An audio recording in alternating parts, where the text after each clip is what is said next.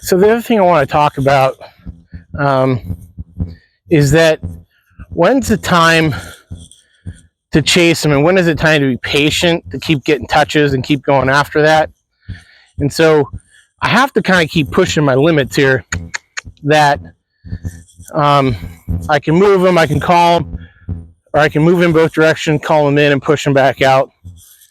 And kind of the question is like, he wants to seek me, even right there. Like, he didn't ask for it. I'll take it. He's kind of seeking me. A nice blow, a step to me already. He wants to try to like nibble on my hand. Kind of in his world, the herd he ran with, it was probably normal. Play around and screw around and nibble on each other.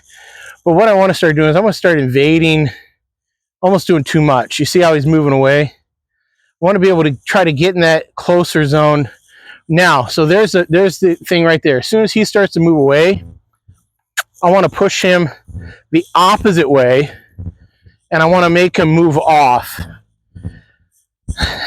Sometimes I do this a little more aggressively. More recently, I haven't been, because he's been close and intimate and moving. But he needs to realize that the only comfort he's going to get is with me in my presence.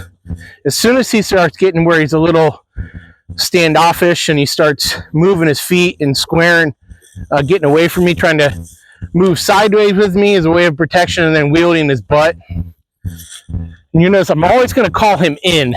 If he turns out, it's a sign that he's trying to protect himself still. When he turns in, he's opening up to me, exposing himself to me. That's really what I want. So I don't push him hard, but I push him enough that I want him to realize that the only peace he's going to have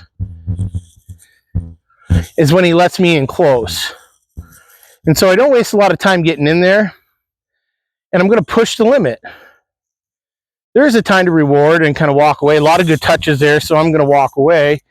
I'm not going to be unfair about it, but I want to be able to move in. There's a step towards me. I want to be able to move in and be intimate and close with him without a bunch of him walking away. There's a little walk away, a couple touches. And if he moves too much, there we go. I'm going to move him.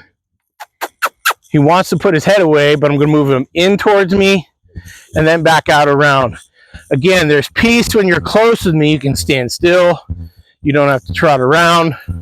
I'm not putting any pressure on you besides wanting to touch him, right? But I'm going to make him work. I'm going to move his feet. I'm going to tell him that he should be standing right where I tell him to, and not to move around and off, not to move around. If he wants to move around, I make him move around. So once again, I'm going to call him back in because I want him to stop. And then I make the approach again. Okay? So there's a time to be patient and kind of just keep waiting it out.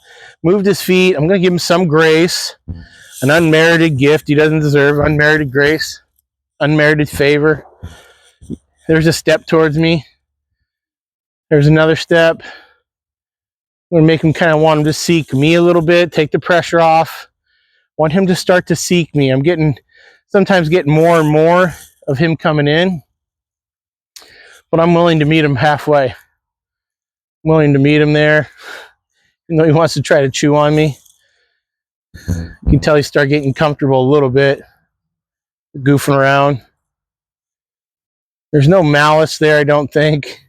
I haven't had him do anything malice to me at all. So, but again, a lot of feet are moving as I continue to brush in on him, brush his nose, move in on his space. Any of us have a bubble. I know he's going to have a bubble. But there he goes. He starts to move away. He moves on his own. So I send him the other way, saying, nope. I tell you where to go and where to stand. So there's a time you can be gracious about that, not invade his bubble, but there still needs to be growth and maturity. And so as I push the limits and he's unwilling to stand for it, I go ahead and chase him around. So I hope that helps you out. And thanks for checking us out. Subscribe, like, share, and be sure to follow us on YouTube. And I'll keep you updated on stuff I'm doing here. I know it's been a little bit, so the stuff I have been doing, I want to share with you. So, hey, blessings on you. Continue to follow us. And Sippy and